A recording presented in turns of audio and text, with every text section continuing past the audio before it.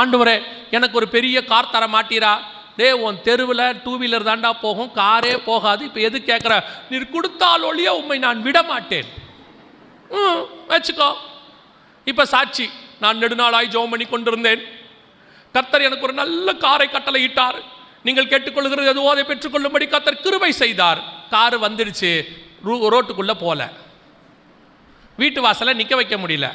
நிற்க வச்சா ஒருத்தர் ஆர்ன் அடிக்கிறான் வெளியேருந்து, வண்டி அடியா, எப்படி போகிறதுன்னு கேட்குறான்.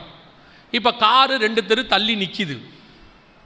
அங்கே நிற்கும் போது இங்கே ஒய்ஃப்கிட்ட கேட்குறாரு, ஏம்மா காரை அங்கே நிற்க வச்சுருக்குறோமே, யாராவது காரில் கோடு போட்டுருவாங்களா? யாராவது காரில் கண்ணாடியை உடச்சிடுவாங்களா? அந்த அம்மா சொல்லும், நீ என்னையே விசாரிக்க மாட்டே, கல்யாணம் பண்ணி என்ன கட்டினதுக்கே விசாரிக்கல, இதில் வேறு காரை கட்டிக்கிட்டு வேறு அழுவுற என்ன? அப்புறம் அந்த அம்மா சொல்லும், என்னப்பா பண்ணலாம்? உடனே அவர், நான் வேணா இன்றைக்கி நைட்டு கார்லேயே படுத்துக்கிட்டோமாம்மா. இப்படி ஒரு ஆசை.